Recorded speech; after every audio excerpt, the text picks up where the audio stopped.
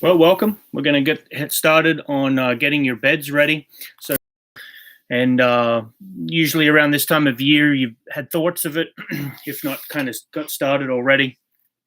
So I want to cover both the raised beds in the ground and also containers. That to get started, usually it's your summer crops, your tomatoes, your peppers, your basil, maybe some parsley, some cilantro. So those things are usually what kind of spurs, possibly get started earlier, get some kale and some lettuce and some chard and different things like that in there. And then, what to spend money on, what's needed, what's not needed, what is actually beneficial for the plants. So that's kind of what we're going to talk through today. So with that in mind, getting started is with the idea that you already have something going on. So as I talk through, if you want to ask questions and you're signed in, please feel free. I'll keep an eye on that. And then we're not going to talk about, what to fill and how much. We've done previous videos on that. So this is kind of assuming you've already got something there that you need to clean out and get started again. And then also too, we will hit on kind of starting from scratch a little bit, but more so again, revamping what you already have. So let's start with containers. It's probably the easiest one. They're usually smaller. They've got less things going on. If you've got perennials that have come up, so let's say you had an oregano last year or a thyme or a sage, chives, parsley that have survived the winter time, they'll pop back up. Best to keep them weed free. Again, usually containers are closed systems in the sense of they don't have food in there. I know they're getting the rain. Usually they get the snow, not this year, but they have some activity going on in the sense of comparable to what's in the ground. As far as, the nutrients from the rain, maybe you've got a pretty nice big size container. Maybe you've got some worm in there and that kind of thing. But really, by and large, comparative from a container to kind of your garden soil or your raised bed, really not all that much going on. So you have to put in there the nutrients, so the fertilizer to get the plant out, whether that be a basil or a tomato, strawberry, and so forth. So with that in mind, usually for your herb plants, all you want to do is a liquid feed. So it's a fish and seaweed fertilizer. We have it here at the store. We have the stinky one and we have the not so stinky one. So the fish and seaweed that we usually use is smells just like that. You close your eyes and you're back at the beach. There's another one that's better for like houseplants especially, but maybe better all-round use because it has mint oil. So spearmint oil in there, so it doesn't smell anywhere near as strong on the fish and the seaweed. So I didn't say it doesn't smell. It just doesn't smell as bad. So with that, that's really all you need for containerized herb plants. You would do a tablespoon per gallon once a month. So really not that much. That's really just enough to kind of dirty the water a little bit. Herb plants don't need a whole lot. They don't actually want a whole lot. It's more so they just need a little something to put out that fresh flavor for you. And to give you an idea, fertilizer is one of those things that are seen as optional. And I completely get that. The dirt, maybe cost you $10. The containers cost you at least $10. The plants cost you $5.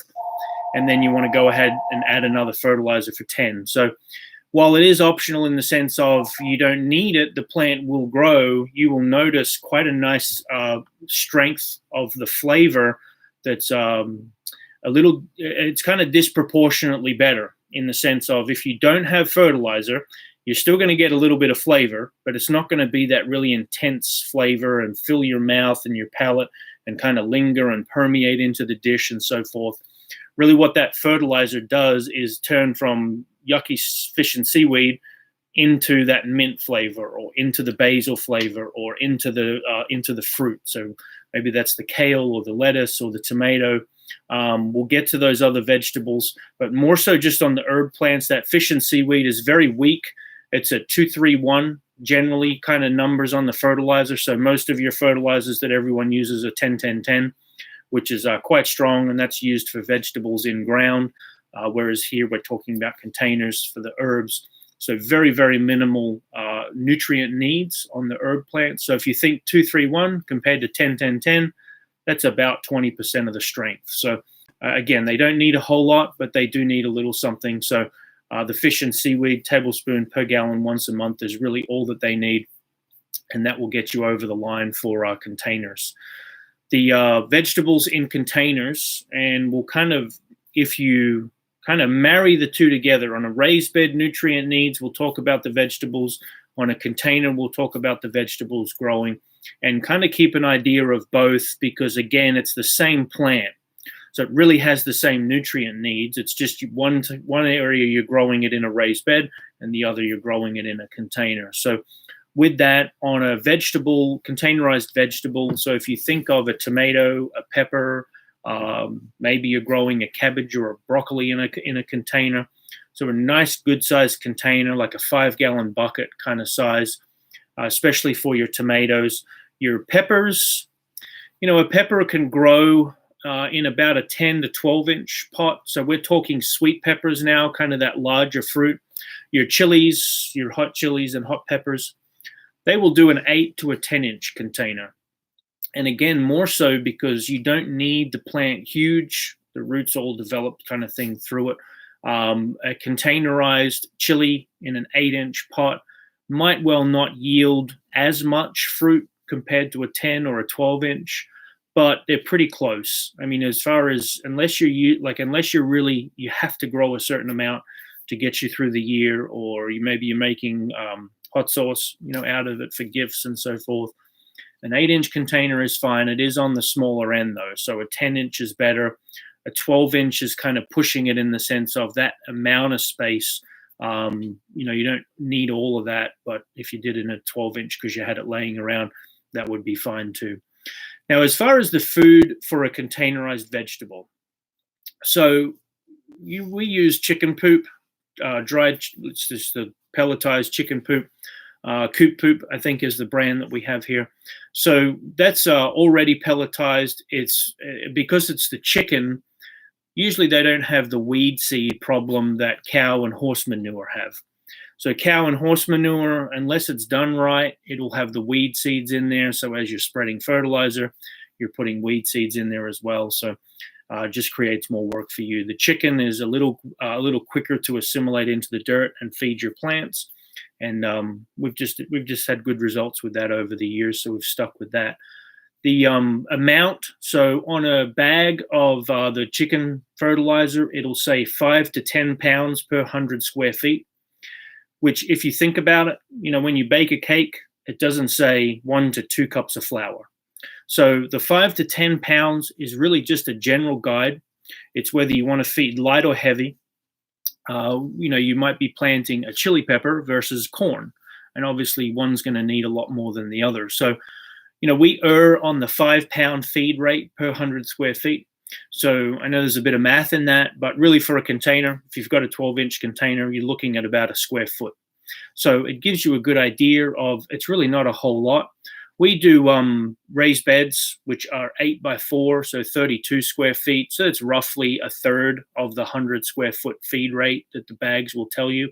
And again, it's just a general guide. So what we'll do is we'll take that 5 pounds per 100 square feet, so those 3 beds.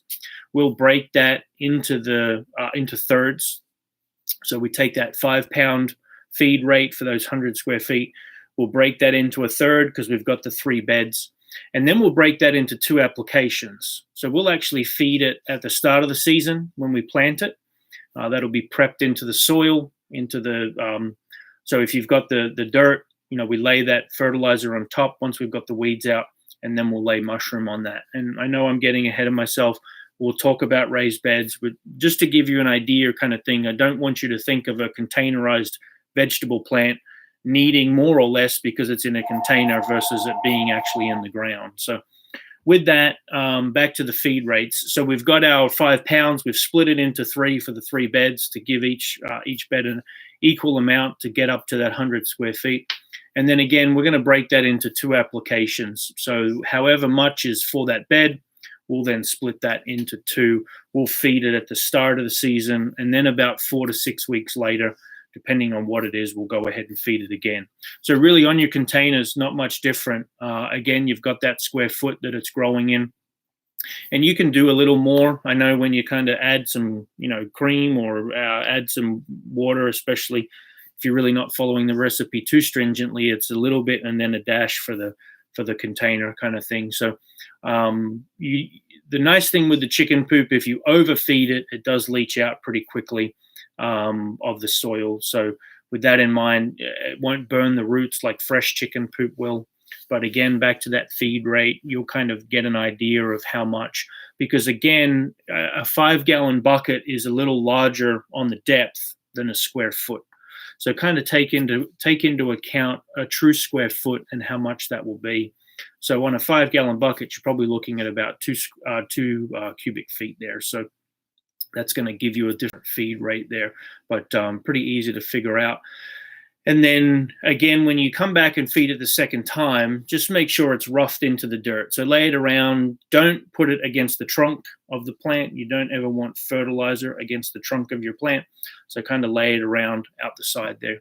And then over the next few weeks of watering, that'll water into the soil. Just be sure to break it up. Sometimes it'll form clumps.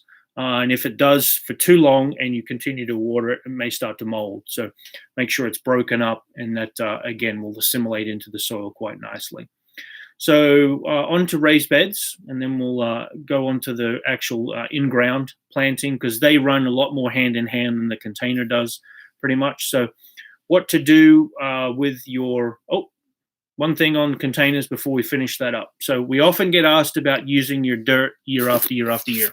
So we have this black and orange bag, this one right here. That's a potting mix, and it's pretty expensive. That's what we grow everything in the little 4-inch nursery pots that we sell.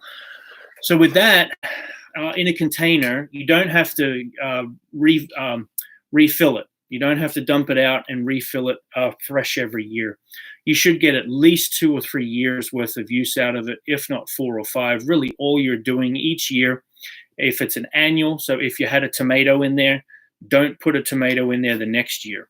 If you've had a pepper in there, you can put a tomato in there. If you've had a squash, don't put a tomato. If you've had a tomato, don't put a squash. Any of your vine vegetables, you don't want to put in the same spot year after year. And you really want to avoid the same raised bed. You want to be able to rotate them through different beds, because again, those vines get the soil diseases. It builds up in the soil over the few years. And then if not the second into the third year is when it starts to show on the growth of your tomatoes. So make sure you go ahead and rotate those. Your peppers, eggplants are fine in the same containers. Herbs are fine in the same containers. Again, if you've done herbs the one year and you want to put a tomato plant in that container, there's no need to throw the soil out. Again, you kind of pay for it on the front end, and you should get many years worth of use out of it. The container mix really is just something to house that plant, for that plant to receive the water, to receive the nutrients in the way of the fertilizer, and for the roots to be able to grow and produce you the fruit. So don't worry about throwing that out. Reuse that year after year after year.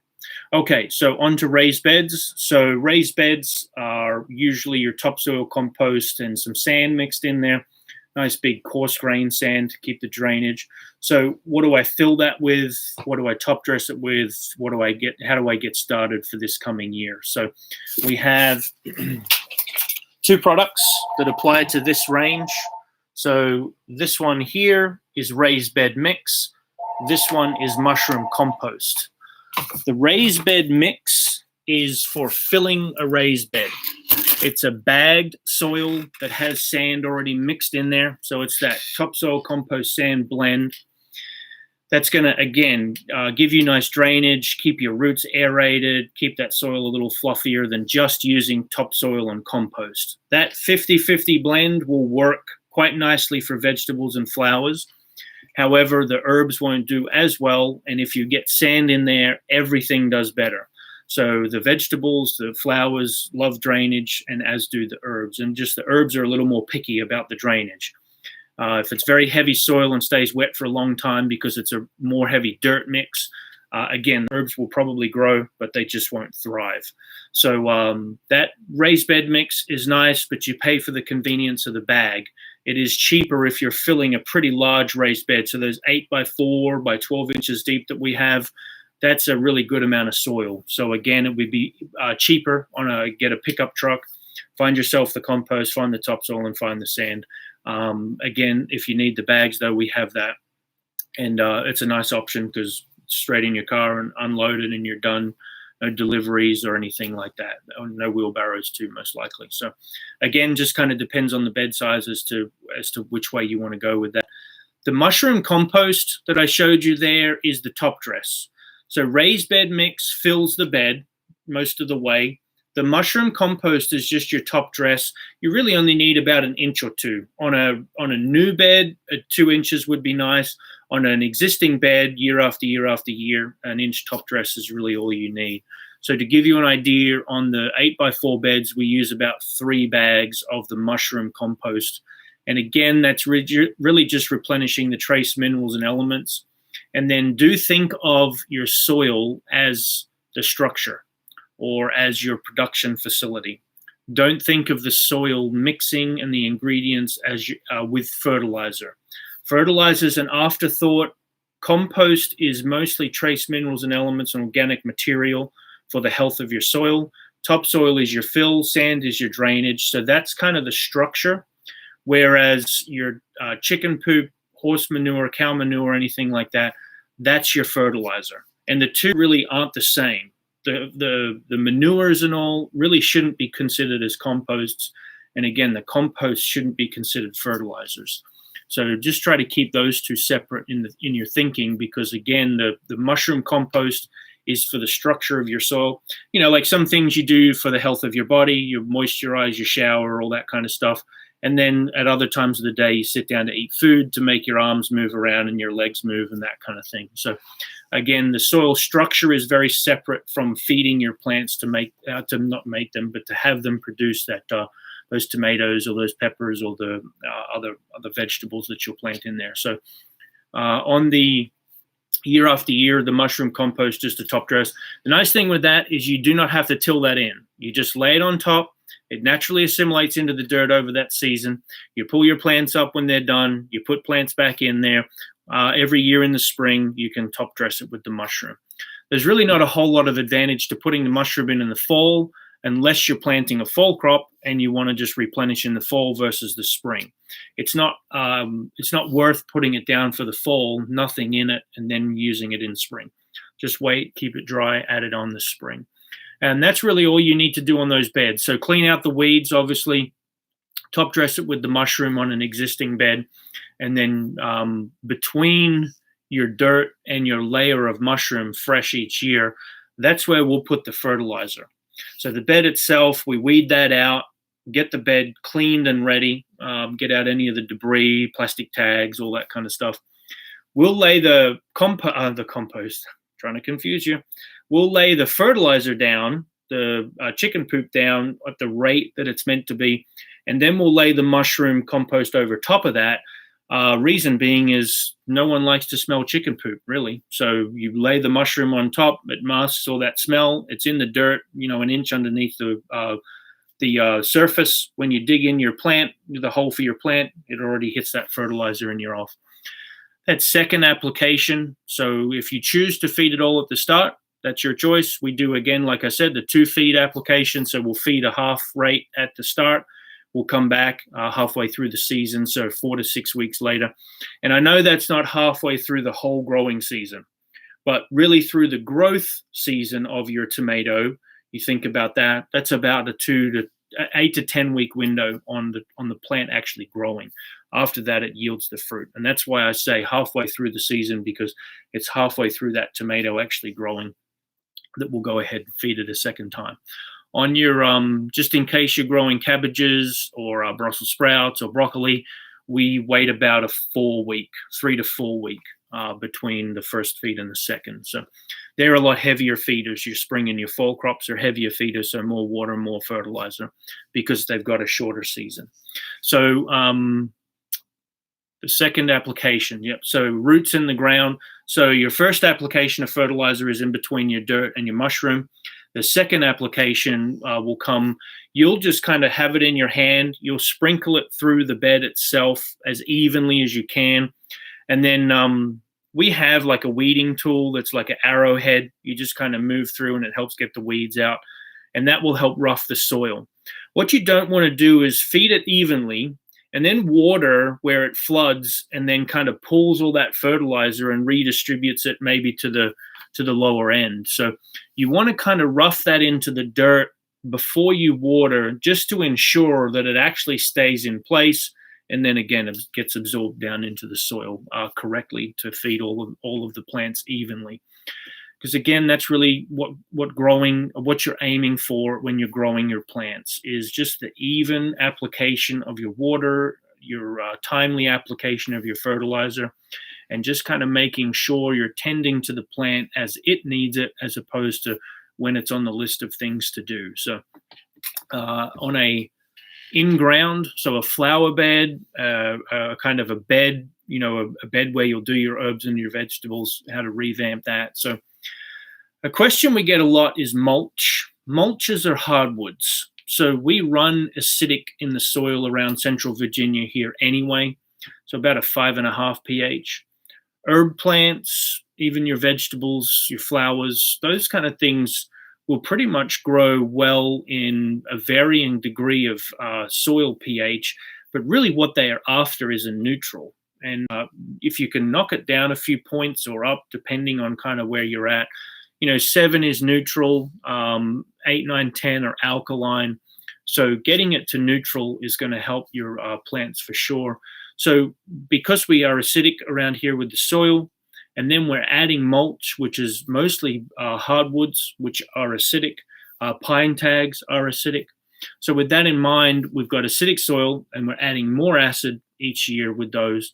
And your herbs, again, are just not going to like that. So that area that you have, try to resist the urge to put mulch around. So what does mulch do, though? It suppresses weeds and retains the moisture. So with that in mind, the mushroom will help you do both. It's not as effective as the mulch for sure. There's not a whole lot of other alternatives. You can do weed mat around, but that doesn't help the water, kind of the natural rainwater getting into the soil. It more so sheds it off and builds it up in certain spots, and other spots miss out. So it is just easier to take care of the weeds yourself a little bit more on your vegetables, on your herb plants, because again, the plants will grow healthier for you.